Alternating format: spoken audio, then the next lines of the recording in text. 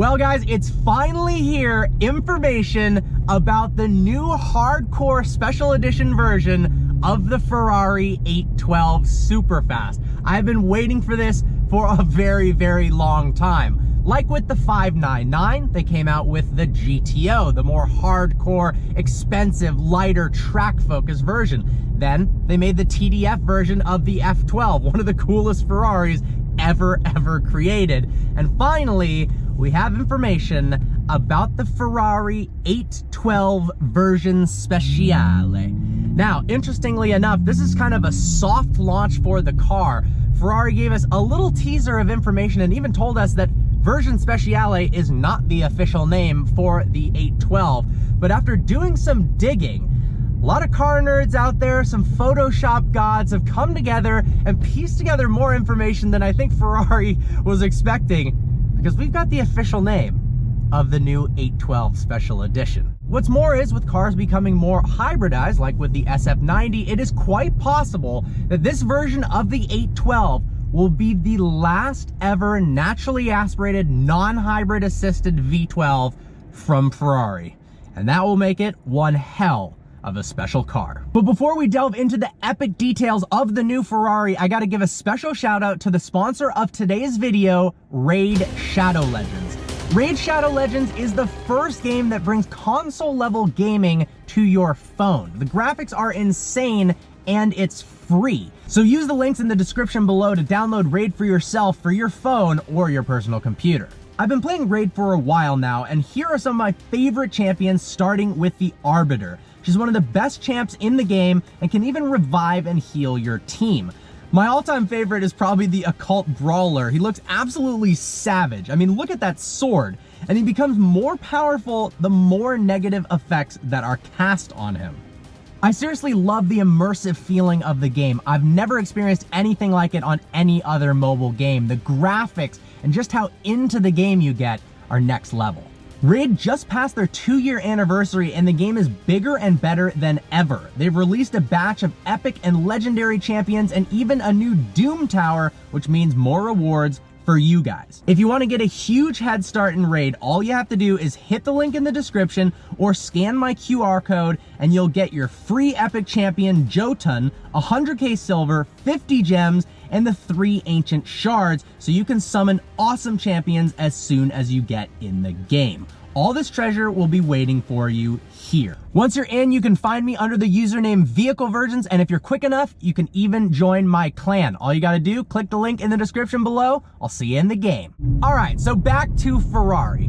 The original 812 Superfast was no slouch. 6.5 liter naturally aspirated V12 that revs to 9,000 RPM and makes 789 horsepower.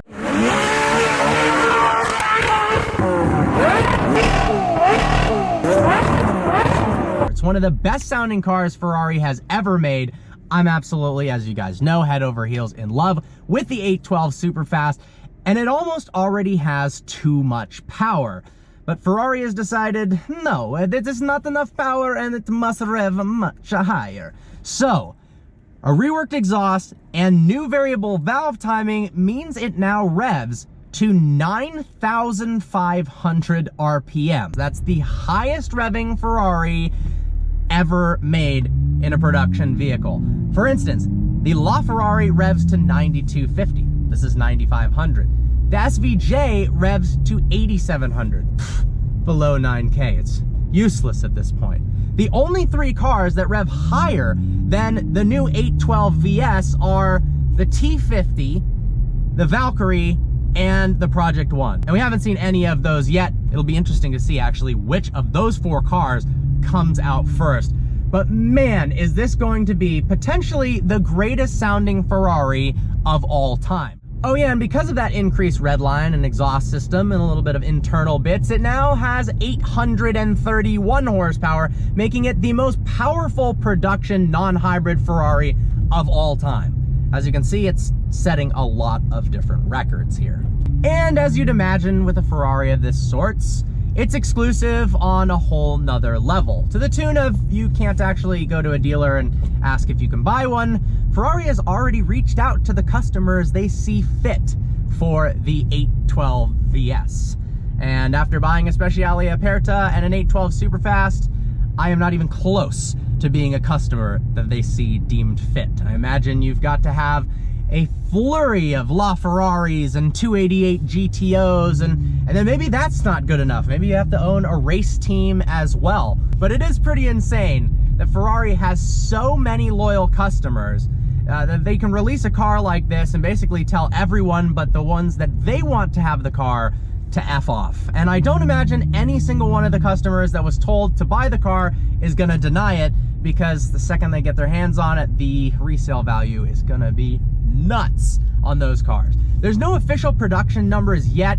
Estimated about 899 coupes and 499 convertibles, likely going to be called an Aperta.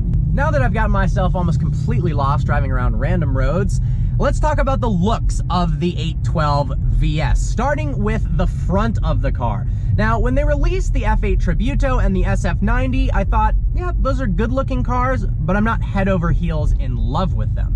However, when they dropped pictures of this 812 VS, I went, oh my God, that is one of the best looking cars they have ever made. The same thing held true when they dropped the TDF version of the F12. They just absolutely nailed it with the styling of this car. Let's start with the front end. It's more menacing than before. We've got a more gaping front grille. We've got these two carbon inlets pushed to the left and to the right for extra air intake, and it just looks really, really neat. We also, on the front splitter, have these kind of risers, almost like canards and different levels of a Formula One splitter. That, of course, adds to downforce, but just looks, whew, so dang cool. Now, the biggest difference between the 812 Superfast and the 812 VS is when you look at it from the top down. You'll notice the hood has this massive carbon fiber vent divider in the middle of it. Ferrari hasn't really explained how it does anything in terms of aerodynamics, but they did say that it shortens the apparent length of the hood, because it's got the same hood length as the 812 Superfast, while making the car look wider all at the same time. Squattier to the ground, have more of a race car feel to it. But the biggest difference is, on the 812, you've got that hatchback with the glass rear window. You can put your luggage in it. It's great for long road trips.